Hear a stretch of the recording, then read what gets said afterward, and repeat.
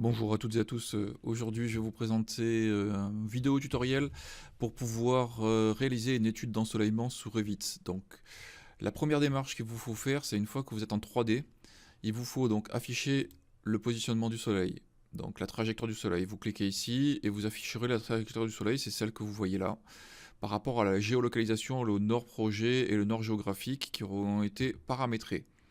Ensuite, il vous faut donc aller dans paramètres du soleil. Ici, vous avez plusieurs choix. Vous choisissez un jour. Là, je vais prendre le solstice d'été. L'emplacement a été géré et l'emplacement a été donc bloqué. Ensuite, vous avez la date. Donc, c'est le solstice d'été, donc c'est le 21 juin. Donc, de l'heure, on va aller du coucher du soleil, du lever au coucher du soleil, ce qui nous fera 62 images toutes les 15 minutes avec l'ombre portée qui sera projetée sur le niveau -1. Une fois que vous avez fait ça, il vous suffit donc simplement évidemment d'afficher les ombres, hein. N'oubliez pas d'afficher les ombres, autrement vous ne le verrez pas. Donc je reviens ici, paramètres du soleil, je choisis là, et là je valide. Ensuite je vais dans l'onglet fichier, ici je vais aller ici dans exporter, animation, étude d'ensoleillement, et là je vais avoir cette fenêtre qui apparaît, je vais laisser toutes les images, je vais mettre 30 images par seconde, ici je vais mettre 100%, de manière à ce que l'image soit le plus grande possible, donc la totalité de l'animation durera 2 secondes, hein. C'est juste pour visualiser rapidement, vous pouvez faire plus compliqué et à plusieurs dates, de manière à faire une étude plus complète.